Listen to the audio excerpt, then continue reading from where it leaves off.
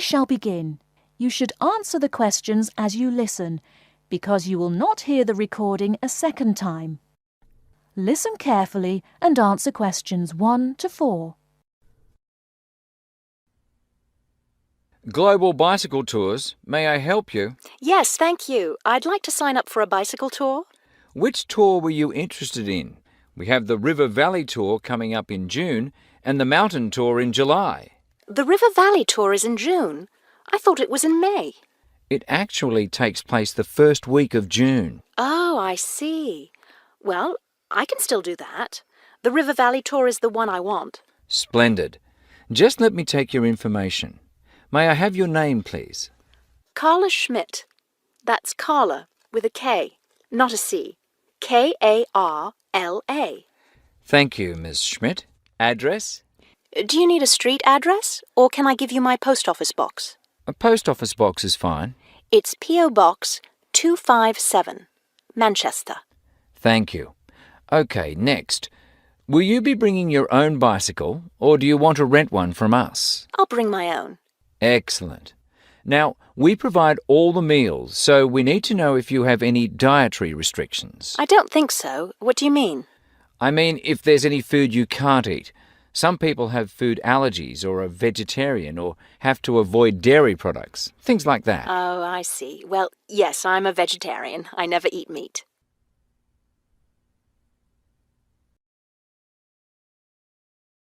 Before you hear the rest of the conversation, you have some time to look at questions 5 to 10.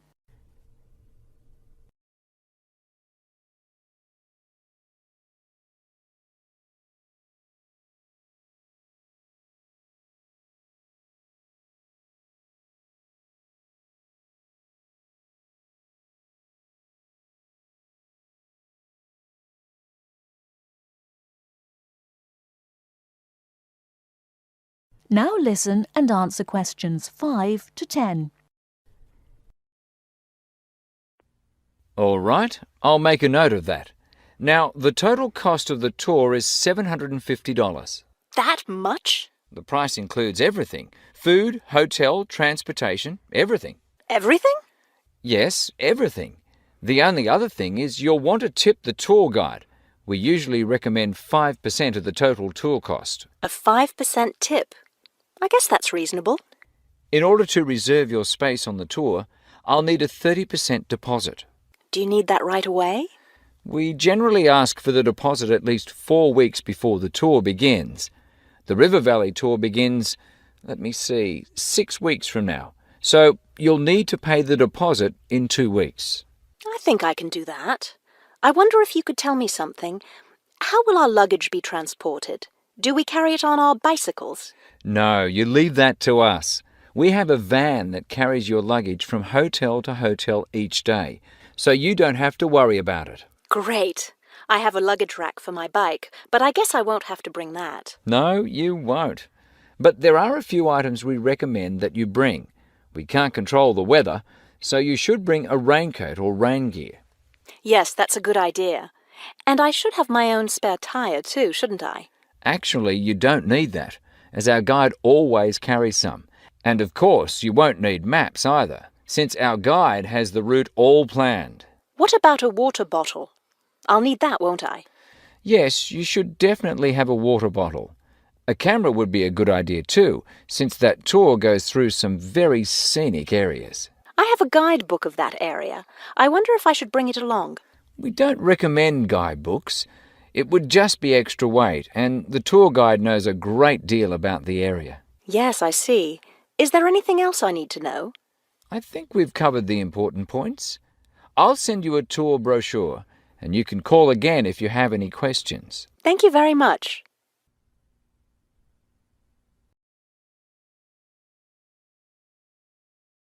That is the end of part 1. You now have half a minute to check your answers.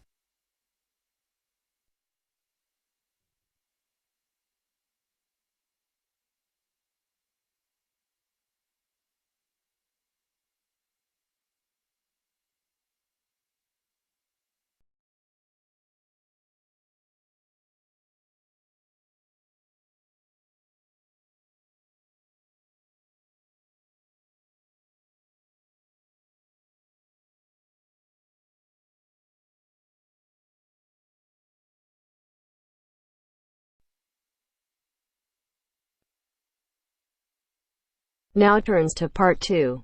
Part 2. You will hear an extract from a talk about employment interviews. First, you have some time to look at questions 11 to 14.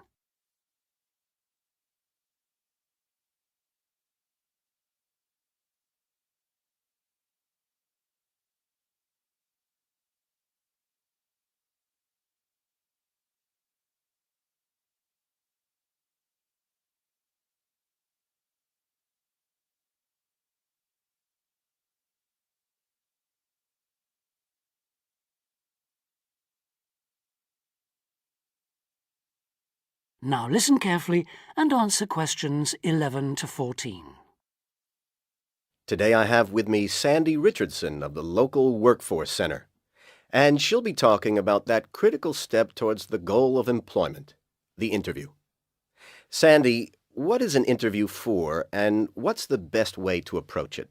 A job interview is simply a meeting between you and a potential employer to discuss your qualifications and see if there is a fit. The employer wants to verify what they know about you and talk about your qualifications.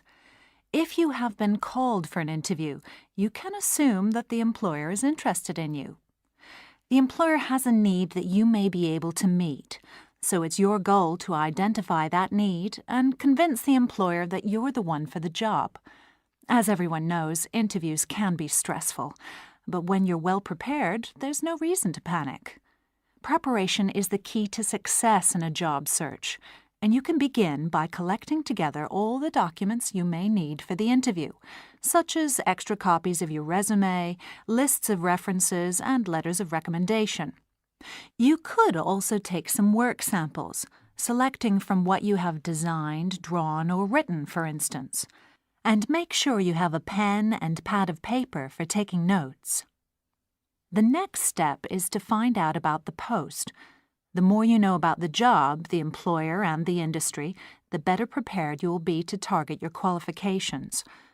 Always request a job description from the employer and research employer profiles at the Chamber of Commerce or local library. You could also try to network with people who work for the company or with employees of companies associated with it.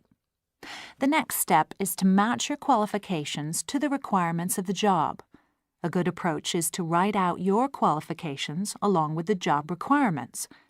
Think about some standard interview questions and how you might respond. Most questions are designed to find out more about you, your qualifications, or to test your reactions in a given situation. If you don't have any experience or skills in a required area, think about how you might compensate for those deficiencies. Before you hear the rest of the talk, you have some time to look at questions 15 to 20.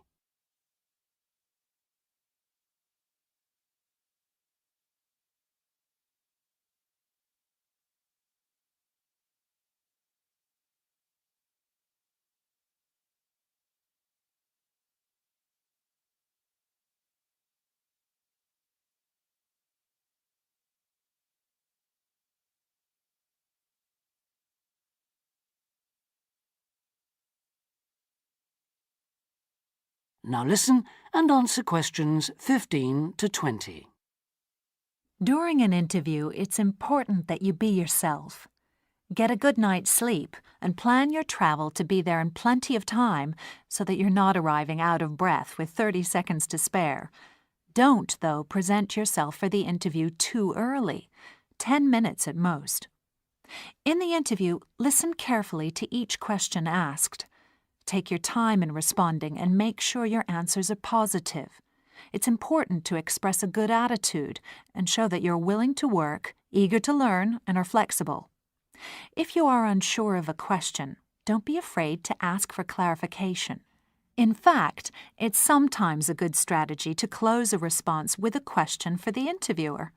In general, focus on your qualifications and look for opportunities to personalize the interview. Briefly answer questions with examples of how you responded in comparable situations, from either your life or previous job experiences. Something you should avoid are yes or no responses to questions. but don't dwell too long on non-job related topics. Use caution if you are questioned about your salary requirements. The best strategy is to avoid the question until you have been offered a job. Questions about salary asked before there is a job offer are usually screening questions that may eliminate you from consideration, so be warned. On the other hand, it isn't inappropriate to show your enthusiasm if your first impressions of the interview and of the employer are good ones. So, if the job sounds like what you are looking for, say so. Keep in mind that the interview is not over when you are asked if you have any questions. Come prepared to ask a couple of specific questions that again show your knowledge and interest in the job. Close the interview in the same friendly, positive manner in which you started. When the interview is over, leave promptly. Don't overstay your time. Think about the interview and learn from the experience. Evaluate the success and failures. The more you learn from the interview, the easier the next one will become. You'll become much more confident. To close, here are a few more tips. First, maintain good eye contact throughout the interview and be aware of nonverbal body language. Second, dress a step above what you would wear on the job. Go to the hairdressers, have a shave, etc. Remember that your appearance is a key indicator of whether you have the right attitude, so it can pay to give some thought to how you look. And finally, don't be a clock watcher. That is the end of part 2. You now have half a minute to check your answers.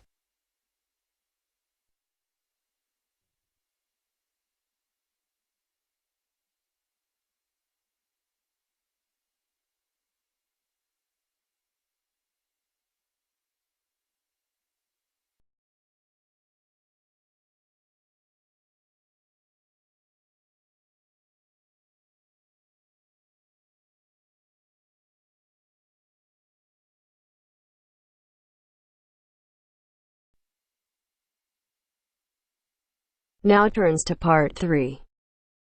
Part 3. Maria is a student at university. She has handed the first draft of an essay to her tutor. The tutor has read it, and now they are discussing ways the essay can be improved. First, you have some time to look at questions 21 to 25.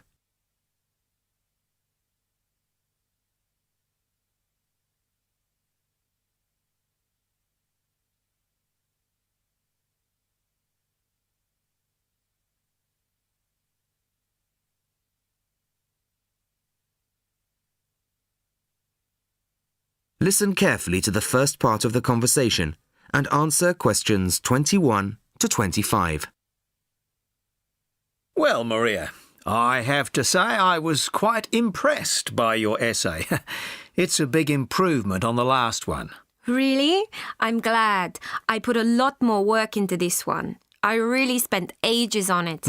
And it shows. You've addressed most of the problems I pointed out last time. In particular, the style and language are much more appropriate for an academic essay. So that aspect is okay? Absolutely.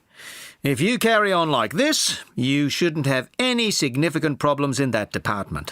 That's a relief. I've been quite worried about that, although I've been reading a lot of other essays to try to get the right style. Well, I'd say you've been successful. There are just one or two minor things you could look at. Your punctuation's quite basic. It's really just full stops and commas. And parentheses. Brackets? Yes, brackets if you prefer. In academic writing, these are best used only occasionally, if at all. You use them rather too often. Okay, I see. And I'm sorry to mention it, but your spelling. I know. But I'm working on a foreign computer. The spell checker doesn't work for English. Are you sure? Have you tried changing the setting to English? No, I haven't.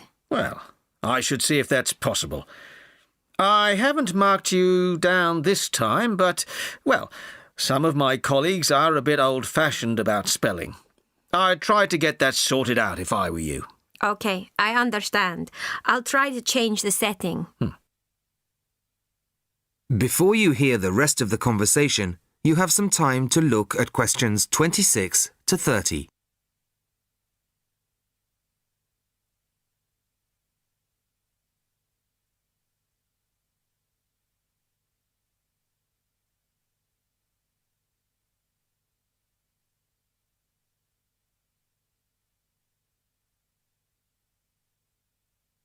Now listen and answer questions 26 to 30. The only major problem I have with the content of your essay is the introduction. The introduction should, well, introduce the theme of the essay. You've put some of the most important points there. For example, this bit. The statistics about the growth of railways in the 1850s. That really should go in the main body of the essay. And so should this paragraph about changes in patterns of employment. In general, I'd say your introductory section should be no more than half as long as it is at the moment. Okay. And I should move those points forward? Precisely. And going back to the railways, they're one of the most significant factors for change in this period. But apart from those statistics in the introduction, you only briefly mention them. I'd like to see a lot more on that, and the influence the expansion of the railways had on patterns of social and economic behaviour. You mean how with the railways people could travel to find work and could meet people from other areas? Exactly. Then in the midsection, well, it's not a big thing, but this quotation from the Times. You think it's too long? Well, you said it. I couldn't think of a way to shorten it. Do you think it's really necessary? You mean I could just get rid of it? Yes. You've already made the point and backed it up with other evidence. The quotation's redundant, really. Okay. Well, that'll be easy. There were various other minor points, which I've noted in the margins. You can look at those later. But moving forward to the end here, I wasn't quite sure what this meant. The final paragraph? Yes.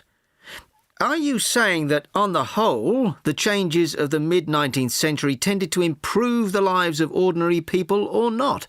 It's not very clear. It's not? No, it isn't. I'd add a few lines clarifying your position. Okay. When do you want the final draft? No, the end of term will be fine. But there was just one other thing, the bibliography. Did you really read all these books? No. Just the books you actually consulted will be fine. You don't need to include everything ever published on the subject. Right. Okay. Thanks. Bye. Goodbye.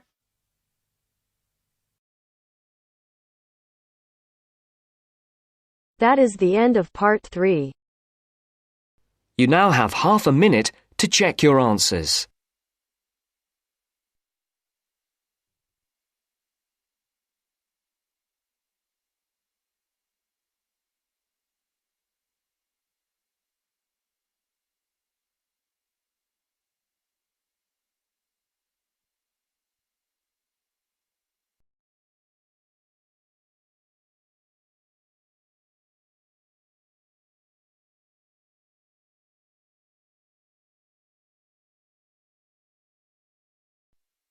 Now turns to part 4.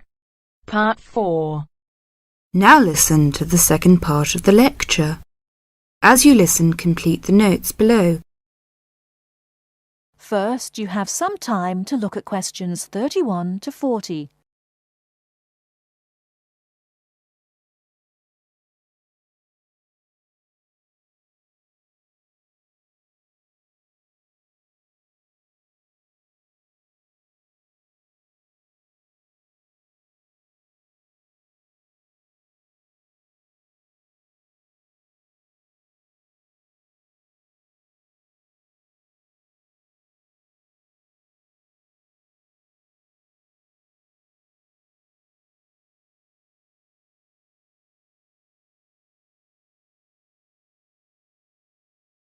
Now listen carefully and answer questions 31 to 40. Many typically American characteristics, individualism, self-reliance, informality, punctuality, and directness, are a result of those values mentioned earlier. Other national traits could also be identified, however. 1. Americans cooperate. Although often competitive, Americans also have a good sense of teamwork and cooperate with others to achieve a goal. 2. Americans are friendly, but in their own way. In general, friendships among Americans tend to be shorter and more casual than friendships among people from other cultures.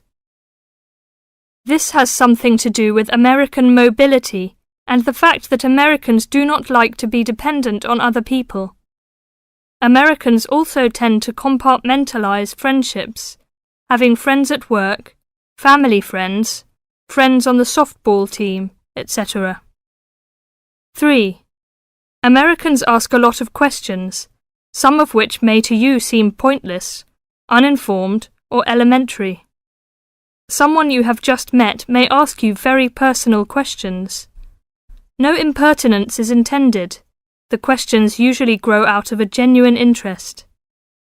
4. Americans tend to be internationally naive. Many Americans are not very knowledgeable about international geography or world affairs.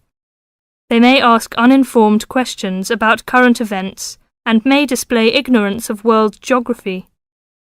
Because the US is not surrounded by many other nations, some Americans tend to ignore the world.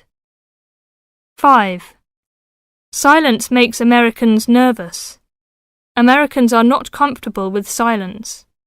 They would rather talk about the weather than deal with silence in a conversation. 6. Americans are open and usually eager to explain. If you do not understand certain behavior or want to know what makes Americans tick, do not hesitate to ask questions. Just as values and traits differ somewhat from one culture to another, so do the personal habits associated with good manners and courtesy. While very often there does not seem to be any particular reason why a particular way of doing something is considered good manners, observing these cultural rules will make Americans more comfortable with you, and therefore you with them. It is, of course, impossible to cover all the possibilities here. If you are unsure in a situation, just ask. Americans like to be helpful. 1. Queuing up or lining up is essential. Courtesy requires that you do not push from behind, stand next to the person being helped, or cut into a line. If you should accidentally bump someone, you should say, "Excuse me." 2. Americans blow their noses into a tissue. Spitting, clearing phlegm, or sniffing as from a cold are considered rude. 3. It is considered poor manners to slurp, chew noisily, or open your mouth while chewing. 4. Questions are seen as a good way of getting acquainted, but questions about a person's age, financial affairs, cost of clothing or personal belongings, religious affiliations and sex life are considered too personal for questioning, except between very close friends. 5. Men generally do not hold hands or link arms in public with other men. This is somewhat more acceptable between women and quite common between men and women. Now, a few words about personal safety. Unfortunately, in the US one must be aware of crimes. It is wise to be especially careful until you are familiar with the community in which you live. Remember that good judgment and common sense can significantly reduce chances of having an unpleasant and perhaps harmful experience.